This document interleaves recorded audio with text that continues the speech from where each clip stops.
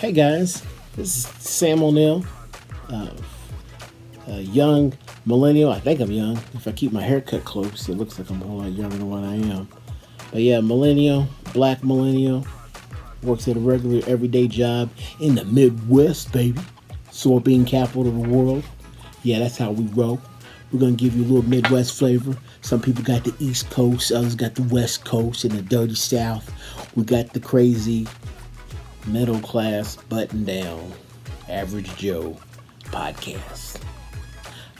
I'm so average Joe if you would. I work in social service, so think about that. But the crazy part about living here in the Midwest is a whole lot of funny things that you just wouldn't acknowledge as being funny until you sat down and realized, man, what kind of mess is that? I mean, between going to shopping at Walmart and see what people do over there and over at Dollar General. Nothing wrong with Walmart, Dollar General, because I shop there too. But seeing how people interact, especially in the midst of COVID-19, it's funny as crap, man. Funny as crap. Speaking of COVID-19, I was touching base over at work. We finally got around to testing our people. Well, let me see. When did COVID-19 begin? What was that, December or January? And at the time of this tape, it is like early part of June. So we finally decided to start testing our people. Hey, you might have COVID-19. And you know what we're going to do? We're going to set things up for you. We're going to go test you.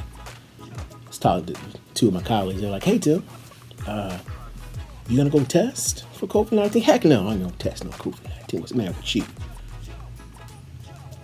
Try to see if I got caught it, if I have it. And you know what happens if you got it? You got to be out for about 10, 15 days and use your own time.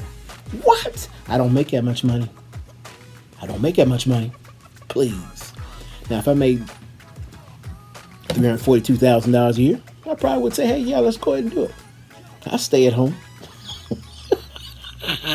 Binge watch The Kingdom on Netflix. Maybe check out Airbender, the Avatar last stuff, just real stuff like it, stuff that just makes you hard, it's tough.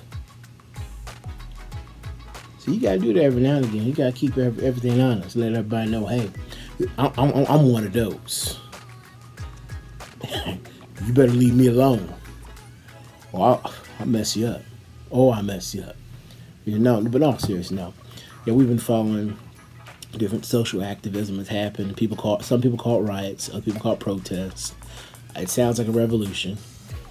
Young people, old people, black and brown, some white members, but not everybody, are joining together in forces saying, hey, we're tired of this.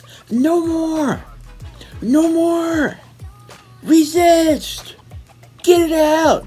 I'm starting to wonder how serious people really are about this quote-unquote revolution. I'm in agreement with it. I hope that things change, that people start treating black people like citizens, and they stop getting killed in, larger amounts, being roughed up by the police and treated unfairly, and having a systems change, a systemic change. That's like the buzzword now.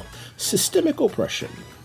That's the buzzword. I pray that all that comes to a halt, and we start treating people like everyday citizens. And it's a true meritocracy. That's what I hope. I pray for that. But I just don't think that's going to happen. Because it just seems some parts of it seems too commercial. I was watching Amazon, and I love Amazon. God bless Amazon.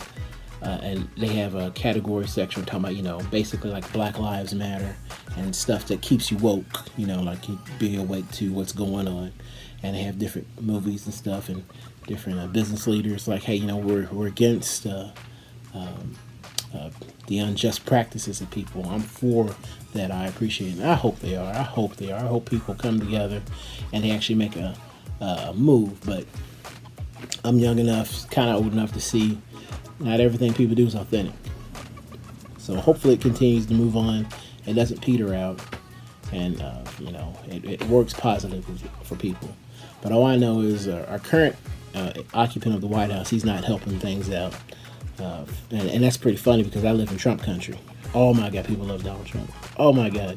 I think if you were, I think personally, because I'm looking at my window right now, right across the street, there's like a huge, kind of like an antebellum house. See, I'm not in the deep South.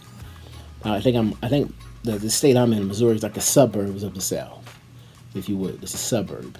And whenever Mr. Donald Trump got elected, or he was running for office, they had a huge sign: Donald Trump, Donald Trump.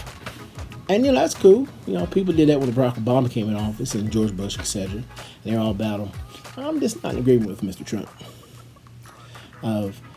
If it was up to me, I would, I wouldn't hurt him. I just tell him what's going on, because you don't hurt the president, you don't do anything. I respect that office. But I'm just not a big fan of his. I'm not a big fan of how he gaslights the situation. And it seems like it's purposeful. And that's not right. That's not going to help anything out. Hopefully, people come to we use our power. And if you don't like the current occupant of the White House or your mayor or whatever, you just go out and do your civic duty and vote. You got to call names. Just go do your civic duty and go vote. And just move past that and do what you got to do.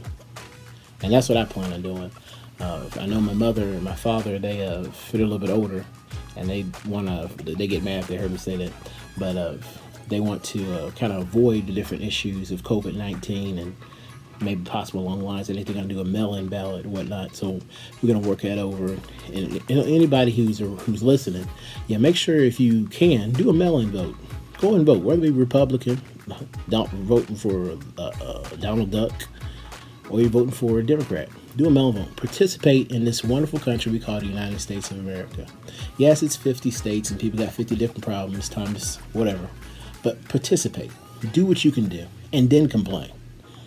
Don't not participate and complain. Participate and then complain. That's your American right. My gosh. Do that. Jeez almighty. My goodness. But no, go ahead and do that. You see, I still haven't seen the results of that one election. But I think it's over in Georgia. And I think the lines are so huge. I mean, they closed down like 80 different polling stations in particular parts, particular areas, primarily black and brown communities, and made it harder for people to engage in the right to vote. That's wrong. You don't do that. Not in a civil society. Not in the country it's supposed to, we're supposed to respect the flag and everything. That's not right. You should make it easy. Participate. And those who are going through any kind of situation where it's kind of hindering you, still participate. I just got to participating in my local election, and I got to see the results. And I think one or two of the people that I voted for made it in. But I think out of my small community, let's say my community is 15,000. That's a small community. Let's just say it's that. Only 2% participated. Isn't that crazy? Only 2% participate in the election. That's why you have situations that either you agree with or disagree with. Be engaged, okay? If there's anything of this podcast, maybe that's what it is. It's political engagement. Learn about the characters. You're not going to know everything there is to know about everybody, but you can see what the people's behaviors produce and what they've done in the past. That's an excellent indicator of what they're going to do in the future. Excellent indicator. And if you're so inclined, go ahead and you participate in the process. Maybe you should run for office. Maybe you're the right man or woman for the job. I don't know. I don't know if I'm going to do all that, but because, but it all depends. It all depends. But no, on more of a lighter note, I was able to engage in some practices with my dog I got downstairs. What's his name? Rocky. And, well, you know what? I think I might have it for next time. I don't know. Let me see. I might save that for next time. It just depends. Let me see where I'm at. I don't know. I might save that one for next time. Because that's Rocky. And he's kind of private. Yeah. He's a good dog. He's got a really big head, My brother got him from the shelter. I think someone abandoned him or whatnot. And, you know how it is in the shelter. They usually, as Bob Barker talked about, you got to spade and neuter the dog. And I knew about that. But I don't think I really knew about that. Because it was like about a year later, I was just thinking, I was like, man, my boy Rocky paid the ultimate price to leave. They literally messed with his junk. Man, every day, man, you get a pound, dog. Man, you get a dog biscuit. Okay? I know that doesn't replace what was lost. But you get a biscuit, bro. Because you did it. Okay? You made the sacrifice.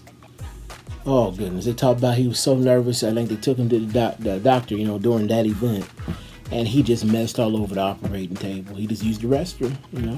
And I'm like, you know what? I feel you, bro. You didn't know what was gonna happen. People came out with all whatever stuff they had, and then you just let it go. Man, you my dog, okay? You my boy. And I'm gonna remember you, bro. I remember you. Hey, I hear him right now, pal. So I gotta end this podcast, guys. This is my first episode. We plan to come back later. Follow us, subscribe us. All information is gonna be at the bottom. You take care, chat with me, and see how it is to talk to someone who lives over in Missouri, the suburbs of the South. Oh, I'll see you later. Take care.